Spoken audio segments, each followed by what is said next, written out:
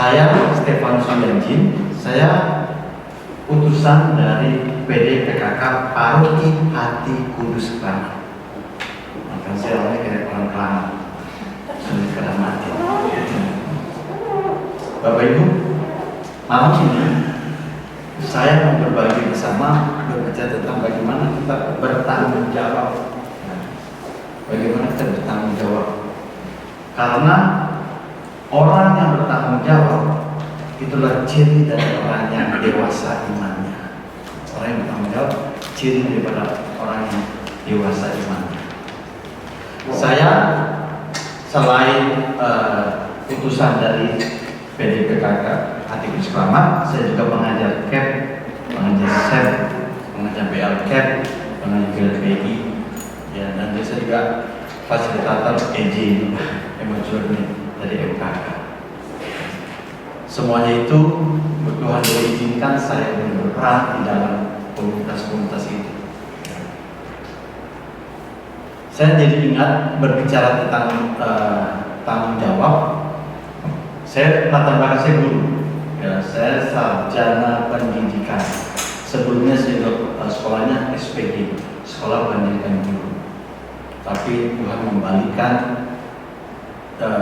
saya yang seharusnya menjadi guru bekerja malah di bank, mentang-mentang jadi audit. Saya kadang berpikir gimana bisa seorang sarjana pendidikan bisa menjadi seorang auditor. 9 tahun saya jalani, 17 tahun saya personalia. Ya, saya di Bank BI, cuma kan sudah diambil oleh Malaysia menjadi MyBank. Istri saya juga sama, di MyBank juga. Beliau ada di belakang, dia juga di bagian internet banking, jadi berbeda. Maka sebagai seorang guru saya jadi ingat seorang guru waktu itu membuat satu garis, ya, satu garis sepanjang 1 meter, dia buat satu garis 1 meter, ya, di kelas. Lalu dia bertanya kepada murid-muridnya, sekarang bagaimana caranya untuk memendekkan, ya, memendekkan garis yang 1 meter ini? Bagaimana caranya? Ada satu murid maju ke depan, dia hapus sekitar 1 meter, berarti dia hapus 20 cm, sisa 80 cm. Lalu ditanya lagi, berarti sisa 80 cm. Siapa lagi yang bisa memendekkan daripada garis ini? Maju lagi, sama, dia hapus lagi 20 cm, jadi sisa 60 cm. Penasaran gurunya, siapa lagi yang bisa maju gak sama? Dia menghapus sehingga sisa 40 cm. Sampai akhirnya ada seorang murid yang terakhir, dia, Pak Guru, saya maju. Oh ya, gimana caranya? Caranya memendekkan garis 1 meter, dia buat garis 2 meter, sehingga garis ini menjadi pendek. Inspirasi apa yang bisa saya dapatkan dari kisah seorang guru ini, bahwa setiap orang punya tanggung jawab masing-masing. Tapi bagaimana untuk melaksanakan tanggung jawab? Kebanyakan orang memendekkan, ya, bahkan menghapus tanggung jawab supaya lebih ringan.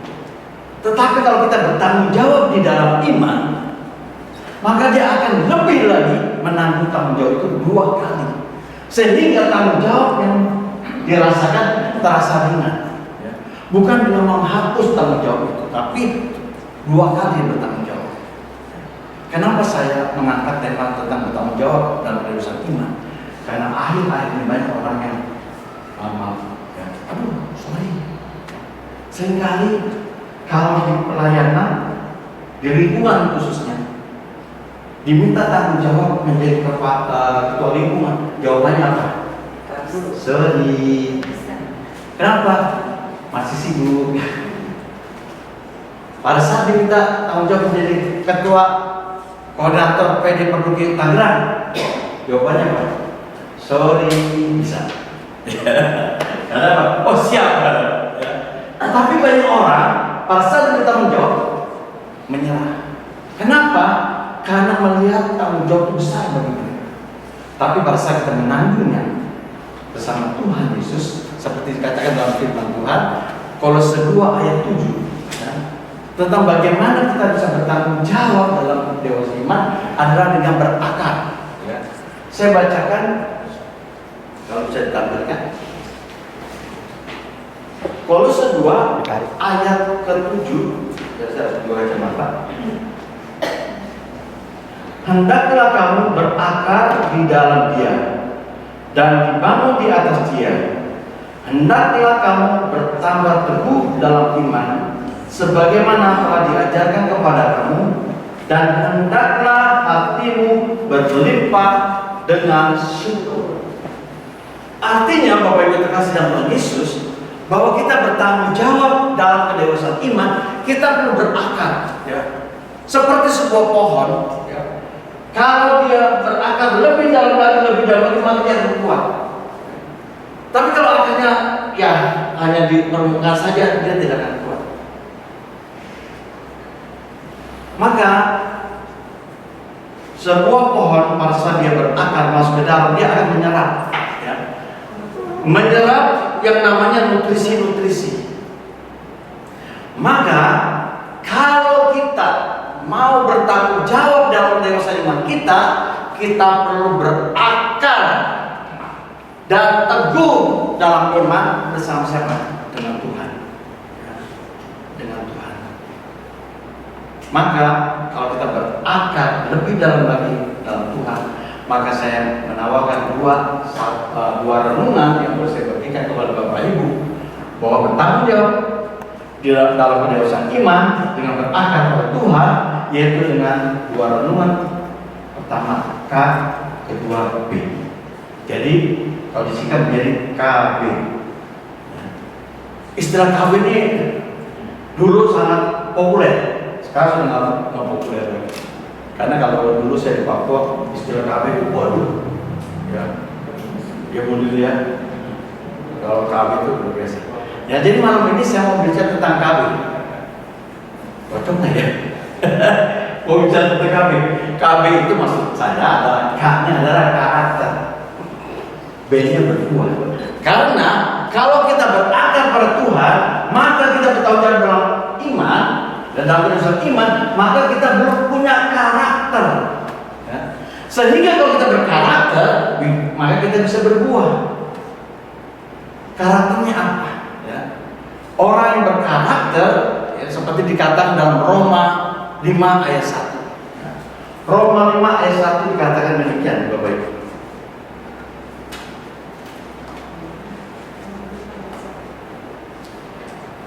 Roma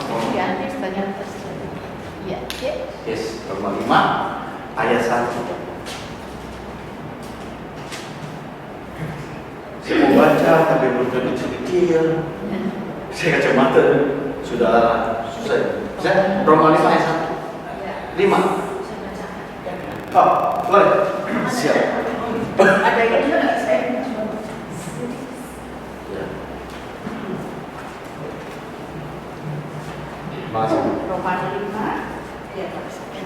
Roma 5 ayat 1.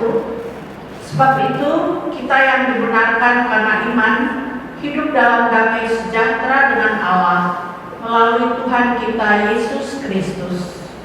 Bapak Ibu, karakter kita harus dikatakan hidup dalam kebenaran karena iman, hidup dalam damai sejahtera dengan Allah. Hidup damai sejahtera dengan Allah. Maka bagaimana kita bisa hidup sejahtera dengan Allah? Kita perlu yang namanya bantuan karunia-karunia.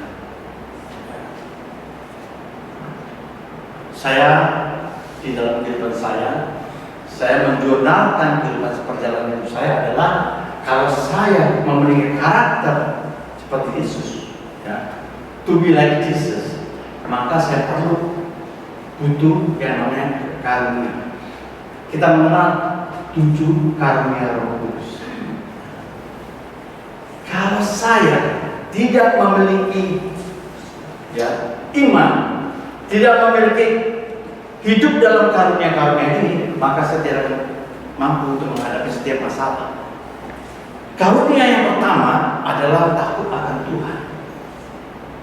Karunia takut akan Tuhan Tuhan seringkali diidentikan dengan kita takut seperti kita berbuat dosa. Bukan. Kalau saya pribadi takut akan Tuhan bukan takut dengan takut akan dosa, tapi takut akan Tuhan saya adalah bagi saya pribadi, saya takut mengecewakan Tuhan.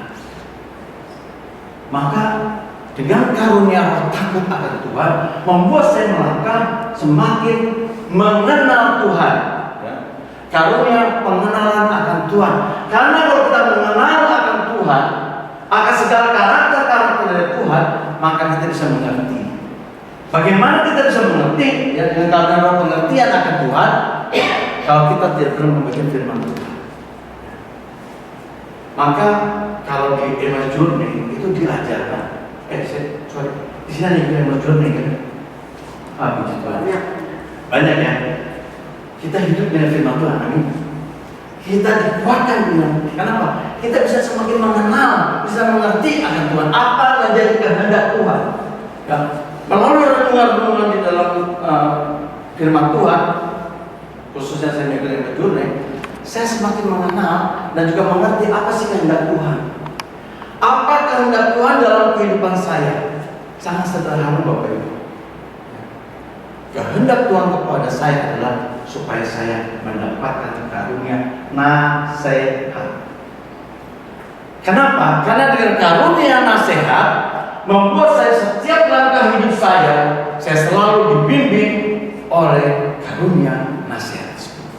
Pada saat saya mau mengambil keputusan, pada saya mau mengambil satu hal yang harus tanggung jawab saya, nasihat Tuhan hidup.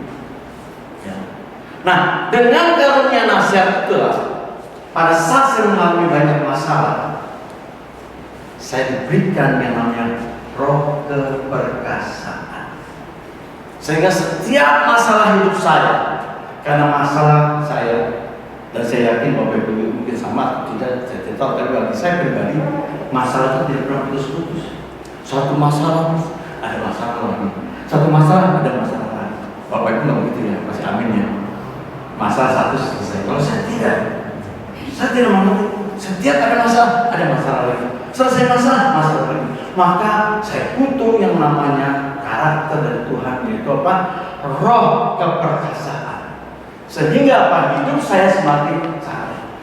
Hidup saya semakin mengenal Tuhan. Hidup saya selalu dilangkah bersama dengan Tuhan. Sehingga ujung-ujungnya adalah dalam setiap keputusan hidup saya mendapatkan membimbing dari Tuhan, yaitu roh kebijaksanaan. 7 karunia ini menjadi dasar saya untuk hidup di dalam kebenaran iman. Itu dasar saya. Kalau saya tidak memohon kepada Allah akan 7 karunia ini, saya hidup tidak ada arahnya. Hidup saya semakin tidak mengerti. Nah, karena saya hidup dalam kebenaran karena iman dengan 7 karunia itu, maka apa yang menjadi buahnya?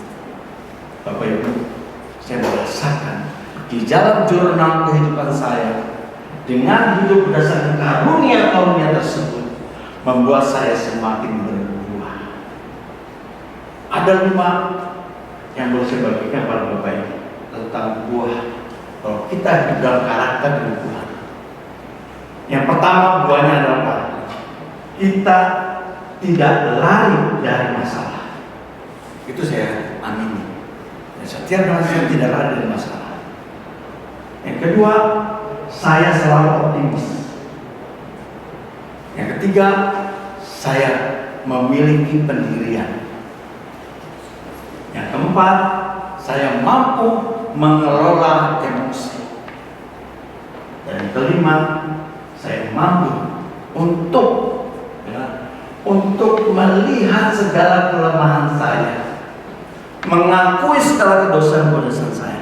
Itu buah yang saya rasakan kalau saya hidup di dalam karunia-karunia tersebut. Yang pertama tadi adalah saya tidak lari dari masalah. Kalau saya bukan orang yang bertanggung jawab dalam kedewasaan iman, saya kalau ada masalah saya lari. Saya masih ingat suatu malam peristiwa saya waktu itu saya pantau di Papua. Suatu malam saya mengantar calon saya, istri saya ini. Malam-malam saya tinggal di Jayapura, waktu itu Abipura tepatnya. Kalau yang pernah ke Papua tahu daerah Abipura. Itu tepatnya tahun 90 itu sepi. Saya antar dia karena saya tinggalnya di asrama. Dia tinggal di tempat lain. Saya antar dia.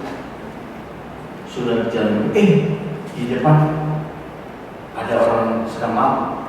Lantai semua enak sekali. Hujan semua. Saya pikir kalau badan kecil, apalah saya kata. Masalahnya kok ada yang besar. Tuhan Yesus, gimana nih? Masa saya jangan bawa pacar, malu kalau saya lari dari masalah saya malu. Apa? Bagaimana caranya? Sudah hadapi saja dalam hati saya. Walaupun saya badan bobby besar. Saya waktu masih kecil Bapak Ibu. Ini masih puji Tuhan. Sampai sudah menjadi daging. Banyak perutnya gede. Subur. Nah, saya bagaimana caranya? Dia sudah jalan tenang saja. Saya jalan tenang saja. Dia tidak takut. Tapi saya kan gengsi ya, laki-laki. Udah sampai begitu, si orang mabuk itu sudah sampai di depan saya. Dia tidak pukul saya.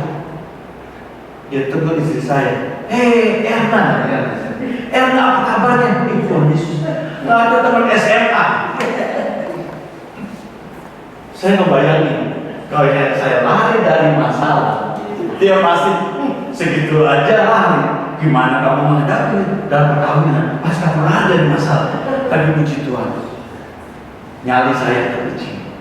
Karena saya berdoa, Tuhan, kalau saya dipukul sudah Tuhan saya nyala sudah. Bapak Ibu terkasih dalam Tuhan Yesus, saya belajar dari Tuhan Yesus bagaimana pada saat Tuhan Yesus ditolak. Waktu Tuhan Yesus ditolak di kota Nazaret, dia memberitakan bahwa hari ini telah genap firman Tuhan. Saatnya sudah genap. Siapa dia? Karena ditolak. Tapi Yesus tidak pernah lari dari masalah. Dia hadapi masalah. Pertama, keduanya, yaitu tidak lari dari masalah. Yang kedua, orang yang punya karakter bertanggung jawab dalam urusan iman, maka kita selalu optimis. Apa bedanya dengan pesimis? Kalau optimis adalah orang yang selalu melihat kesempatan di dalam kesulitan. Itu yang orang optimis.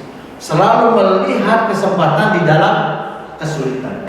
Tapi kalau orang yang pesimis, dia kesulitan mencari kesempatan. Ya, sulit mencari kesempatan apa? Ya, dia pesimis.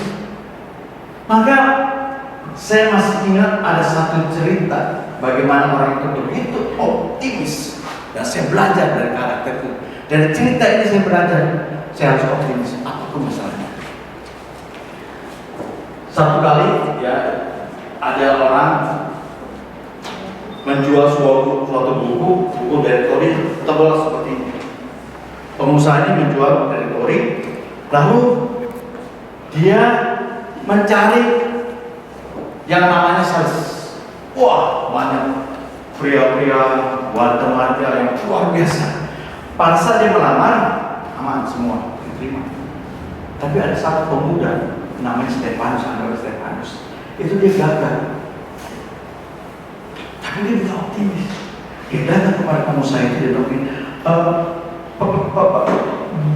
boleh jadi sales? Halo Stefanus, kamu mau jadi sales? Apa kamu mungkin bisa kamu? Bisa Pak?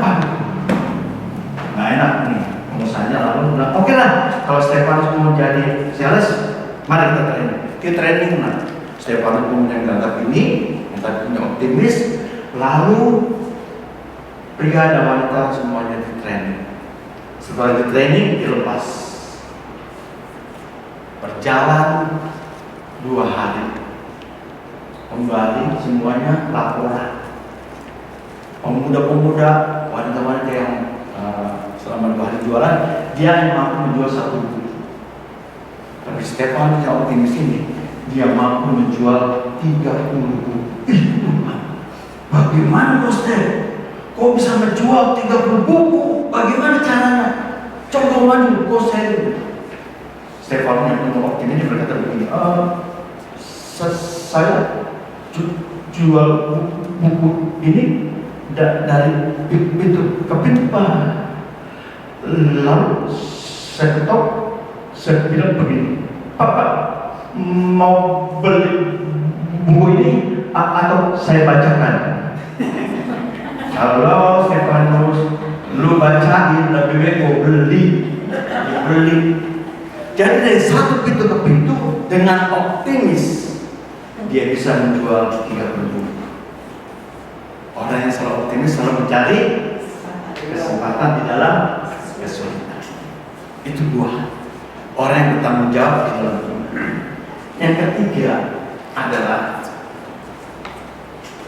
memiliki pendirian. Orang yang bertanggung jawab dalam kedewasaan iman adalah orang yang memiliki pendirian. Orang yang memiliki pendirian itu apa? Dia fokus. Dia fokus pada tujuannya. Maka waktu saya sekolah SPG, Sekolah Pendidikan Guru di Santa Maria Juanda, saya kelas 3 waktu mau lulusan ditanya oleh suster, siapa yang mau mengajar di Papua, tepatnya di suku Asmat, daerah Agar. Karena kekuatan Roh Kudus berkobar-kobar, siap saya. Saya kaget, saya sendiri angkat. Aduh, sumpah, bagaimana? Sesuatu harus catat. Oke, saya catat. Tapi puji Tuhan ada 4 ayahnya yang berangkat. Waktu saya mau berangkat, teman-teman bilang, kau tidak salah kan? Kau berangkat ke Papua. Papuanya bukan di kota loh. Papuanya di suku Asmat. Suku Asmat di mana? Di Agas. Di mana kamu nanti ke sana naik pesawat Cessna. Pesawat baling-baling. Kalau kena angin, waduh. Mulai. Tapi begitu kasih Tuhan Yesus, saya fokus pada tujuan saya. Tujuan saya adalah saya boleh berbagi dengan anak-anak yang ada di suku Asmat. Bapak Ibu sudah pernah ke Asmat? Belum pernah ya? Itu tempatnya. Saya puji Tuhan, 8 tahun Bapak Ibu saya bertugas di sana, punya anak angkat. Anak angkat saya satu sekarang sudah menjadi rektor Ujen, di mana saya kuliah, saya Cendrawasih. Tapi sekarang dia menjadi pejabat gubernur Papua Selatan di Merauke. Itu anak angkat saya. Yang satunya lagi ada anak angkat saya, dia kepala dinasnya. Saya bersyukur sekali. Kenapa? Kalau saya waktu itu ngedengerin kata orang, ya, nggak memiliki pendirian, saya nggak memiliki rasa sukacita. Melihat ada anak-anak Papua bisa menjadi orang-orang hebat. Tapi puji Tuhan, waktu itu saya lakukan semua. Walaupun dalam perjuangan hidup saya 8 tahun di Papua, itu bukan hal yang mudah. Tapi bagi saya itu menarik. Kenapa menarik? Kalau mengajar anak-anak Papua itu menyenangkan Bapak Ibu. Karena saya ngajar guru SMP, kita SMP. Lalu saya ngajar SKP juga, sekolah kejuruan putri. Saya SD juga saya ngajar. Waktu saya ngajar di SD, saya senang sekali. Saya bilang kepada anak-anak, ini sharing. Anak-anak, coba kamu buat belajar matematika. Bisa Kak? Bisa Pak Guru. Oh mantap. Sekarang kita tambah-tambahan ya belajar. 2 tambah 3 berapa? 5 Pak Guru. 7 tambah 3 berapa? 10 Pak Guru. Pintar semua Pak Guru senang. Sekarang ganti, jangan tambah-tambahan. Pembagian. Anak-anak mau bingung. Siap? Ya, siap Pak Guru. Saya tanya, 9 bagi 3 berapa kan? Mulai bingung. 9 bagi 3 berapa? Pada diam saja. Aduh Tuhan Yesus gimana nih? Tapi saya fokus pada tujuan saya adalah saya selalu boleh menjadi berkat bagi anak-anak ini. Ada satu anak di belakang, dia tunjuk, Pak Guru, saya bisa. Kau maju sini. Saya tanya sama kau, saya Pak Guru di Papua, nggak apa-apa ya? Maksudnya sedikit dengan Papua ada bersama. Kau lagi, coba 9 bagi 3 berapa? 9 bagi 3 begini Pak Guru. Wah, salah. Anak, 9 bagi 3 bukan segini. Bagaimana? Pak Guru saya mau tanya, 9 bagi 3 berapa? 3. Nah, Pak Guru, jangan lihat yang di atas, lihat yang di bawah. Minta maaf, aku salah. Dan kau benar, bukan justru. Dari pengalaman itu saya belajar artinya apa? Bahwa seringkali kita dalam hidup ini, kalau tambah-tambah itu senang sekali. Ya, tambah rezeki, amin. Ya, tambah uang, amin. Tambah istri, amin. Tapi kalau pembagian kita berbagi karena ada sulit. Saya belajar dari situ. Yang pertama, yang kedua, saya belajar dari anak ini apa? Bahwa kita jangan hanya melihat yang atasnya saja. Dalam hidup ini, kalau kita mau mengingat pendirian, dewasa dalam iman, kita harus jangan melihat yang atas saja, tapi lihat yang di bawah ini. Amin Bapak Ibu. Ini baru ketiga. Ini sudah selesai. Yang keempat, mampu mengendalikan emosi. Orang yang dewasa dalam iman adalah orang yang mampu mengendalikan emosi. Di sini semua amin Bapak Ibu. Saya amin. Ibu amin dong. Bisa dong mengendalikan emosi. Amin yang bersama Tuhan. Ini penting, makanya kenapa kita perlu baca firman. Kenapa kita perlu baca firman? Karena saya mengalami 3 tahun yang lalu di awal-awal pandemi COVID, saya sama istri saya, ya karena biasa kalau kerja kan, ya beda gitu. Tapi pada COVID, dekat, mau nggak mau kita melihat istri kita pasti. Ya, kenapa? Nggak bisa kemana-mana. Sehingga satu kali ada hal, maaf Bapak Ibu, saya sudah menikah 29 tahun. Jadi 3 tahun yang lalu berarti saya sudah menikah 26. Ya, usia pernikahan saya 26 tahun yang lalu. Orang bilang kalau 26 tahun lalu nggak mungkin bertengkar, nggak mungkin, tapi terjadi juga bertengkar. Ini memang saya belajar untuk mengendalikan emosi saya. Kenapa? 3 tahun yang lalu, waktu saya ada hal yang saya tersinggung, padahal saya nggak salah juga di berkat, tetapi saya tersinggung. Lalu karena saya tersinggung, saya marah, dia juga marah, sampai tunjuk-tunjukkan, wah, marah sekali. Itu pada saat saya sudah mencapai puncak dalam saya puji Tuhan. Tuhan boleh mengingatkan saya dengan satu firman, 1 Petrus 5 ayat 8. Ya, Bapak Ibu pasti tahu isinya. Karena si jahat itu mengaum-ngaum dan jangan-jangan berbohong siap untuk langsung saya terjidat, Tuhan Yesus ampun saya hampir diterkam oleh si jahat. Saya bisa melakukan yang di luar pikiran saya. Saya harus stop. Istri harus stop. Dia masuk kamar, saya ke teras. Di teras saya, di dalam kegelapan saya berdoa, Tuhan ampuni saya, karena di dalam kelemahan saya hampir saja termakan oleh tipu daya si jahat. Ampuni saya Tuhan. Lalu dalam ketenangan Tuhan terus mengingatkan pada saya, sampai akhirnya saya mengambil keputusan. Tuhan katakan, kamu harus minta maaf kepada istri. Baik Tuhan. Dalam dialog saya dengan Tuhan itu, batin saya berkata demikian. Saya masuk ke kamar, tapi ternyata saya sudah tidur. Gak berani saya bangun karena saya sudah tidur. Lalu saya niatkan hati, itu hari Sabtu. Besok hari Minggu. Misalnya masing-masing online toh. Nah, saya itu misalnya di Jogja, minta martani. waktu itu yang memimpin adalah Romo Anton Gunadi, OS apa sih Anton Gunadi yang koordinator BPK. Dalam khotbahnya saya tersentuh sekali karena Romo Anton Gunadi mengatakan, bacaannya adalah waktu itu seorang janda miskin yang menyerahkan segala hartanya untuk menyumbangkan itu.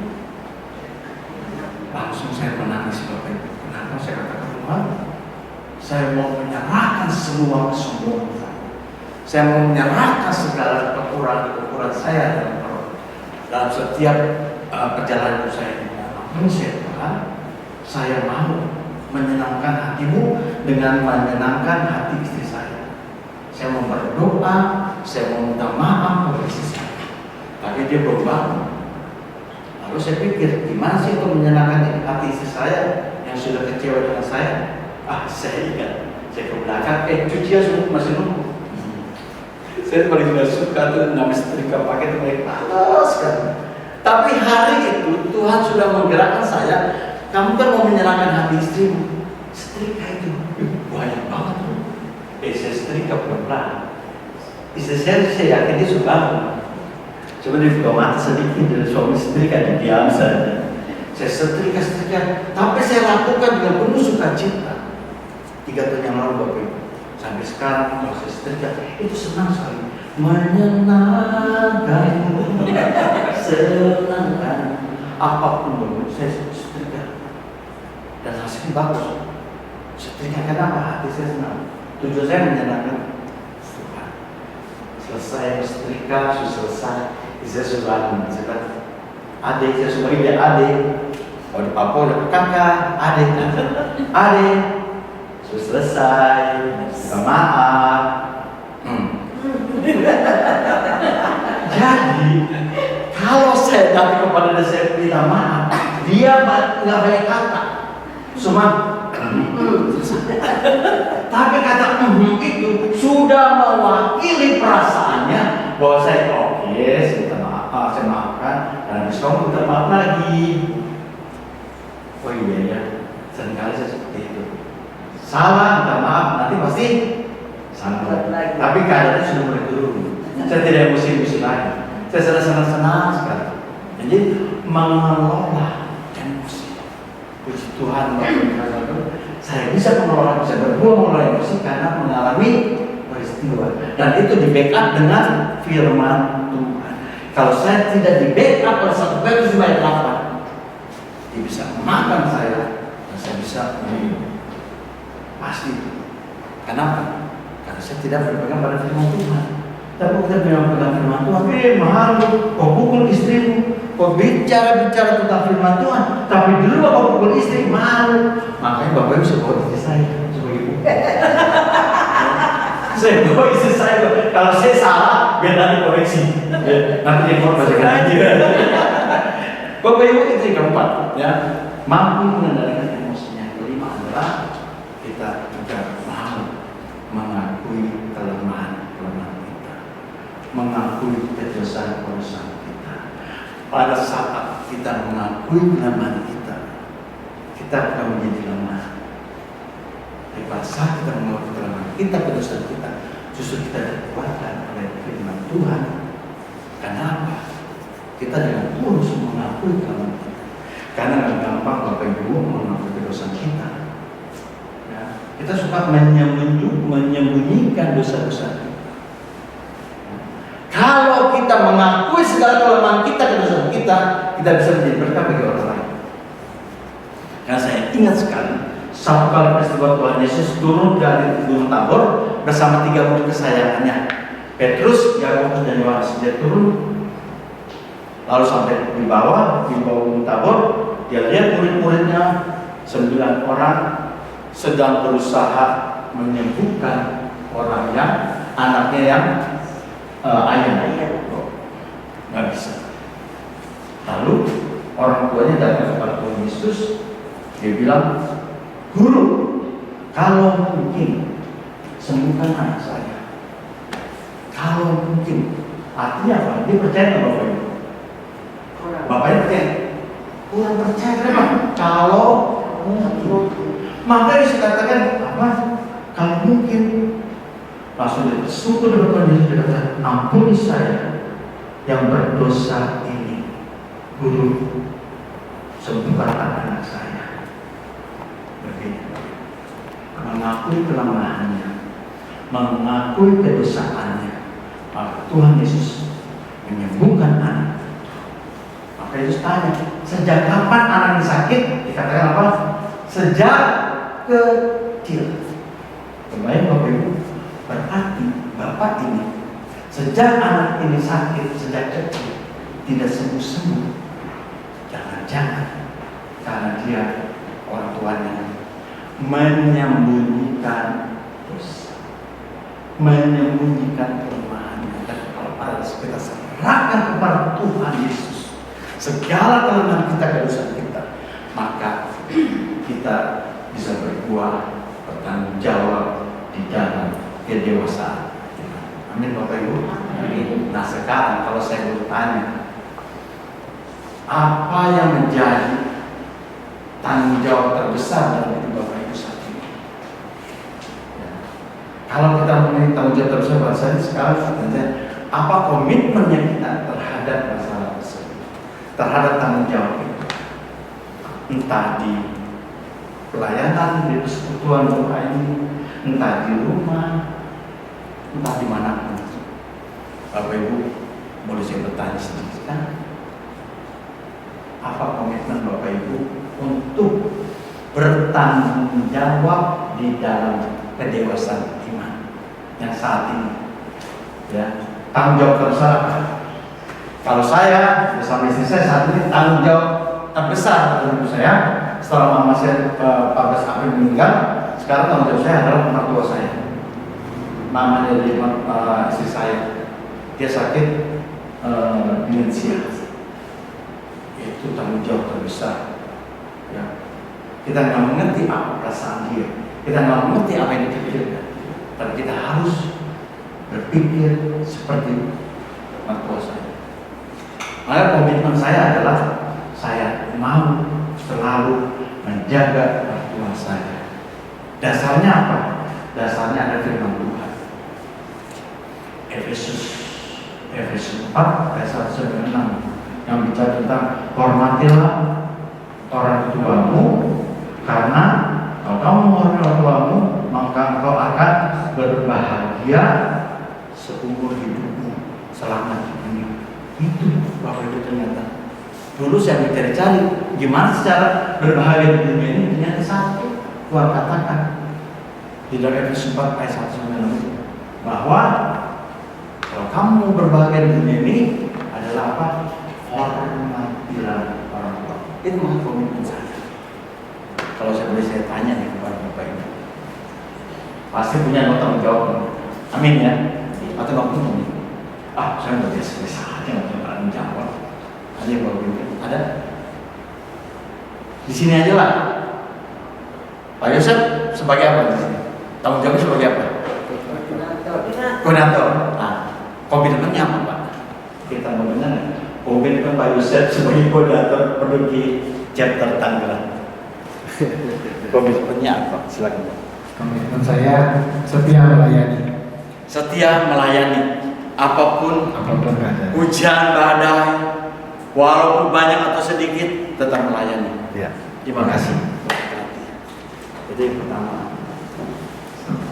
Stafnya siapa aja Pak? Sekretaris? Sekretaris. Atau saya punya tim pujian Pak ya? Ya. Tim pujiannya part-time apa ya? Bukan pinjaman kan? Ya, pakai ya. Boleh tahu tanggung jawab saya berarti sebagai pujian. Betul ya? Komitmennya apa? Untuk saat ini komitmennya kita kan ada latihan, ya, latihan komit gitu aja. Komit. Jam berapa untuk komit? Iya. Waktu bukan salah itu. Pokoknya.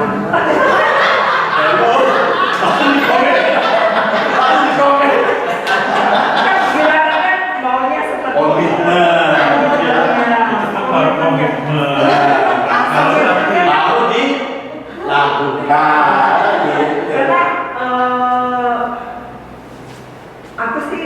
Bilangnya tadi kan mengenai latihan pujian. Untuk saat ini kan kita kan itu yang kita mau ngomongin untuk tim pujian, gitu kan.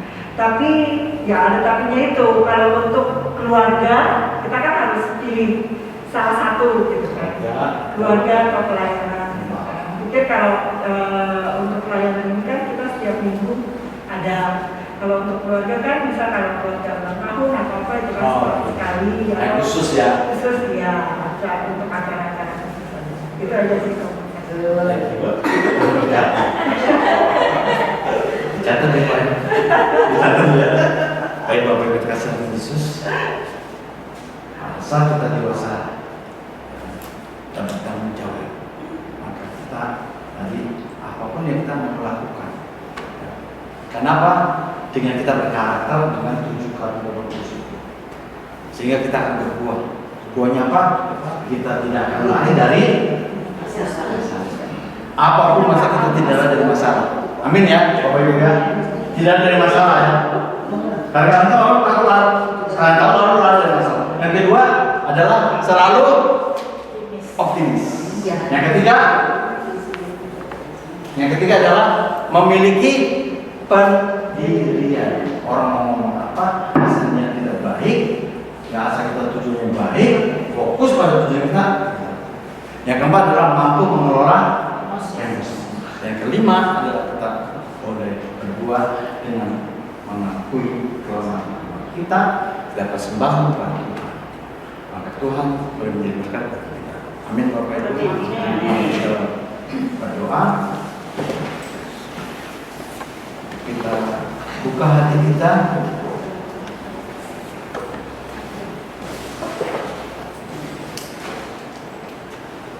Terus kita membuka hati kita, menghadirkan Tuhan, biar Tuhan menjadi diri kita. Jiwaku terbuka untukmu Tuhan.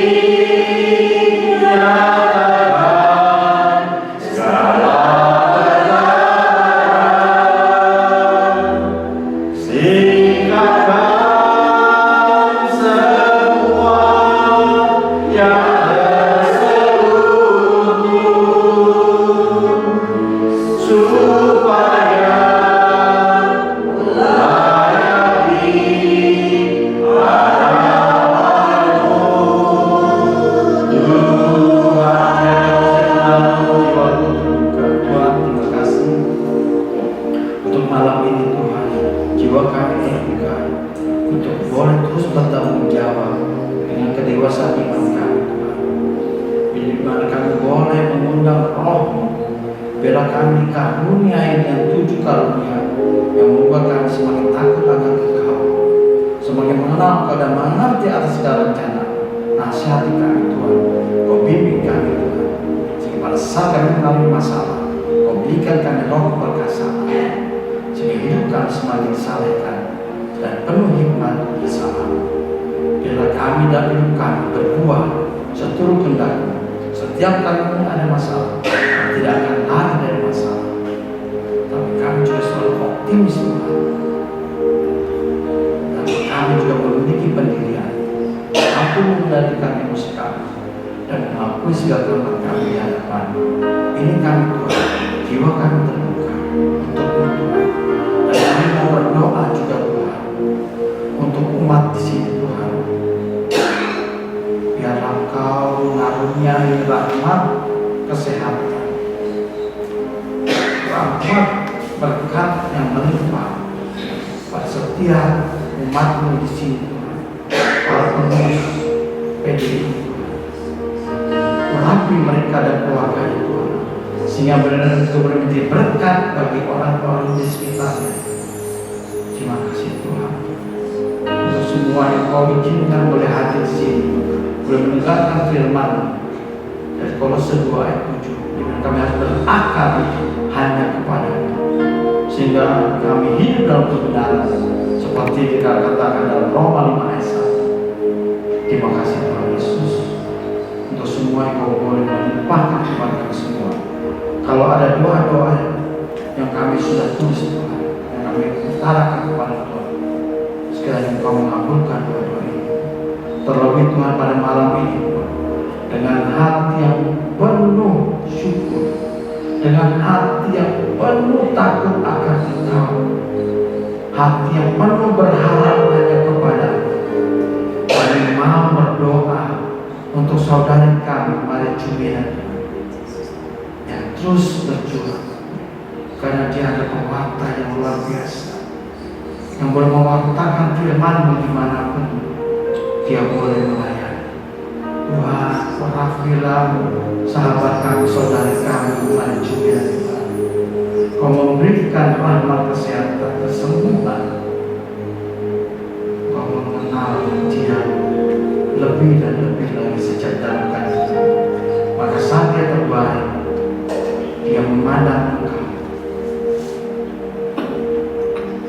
Sembuhkan rahmat kesehatan untuk saudara kami pada Jumiat.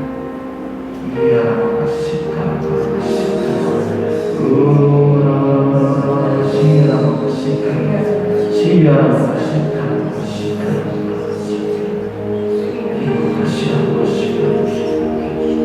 terjadilah sebelum kehendak Tuhan. Kami percaya kuasa-Mu terlebih dan terlebih lagi. Terima kasih Tuhan. Jiwa kami terbuka untuk-Mu Tuhan. Jiwa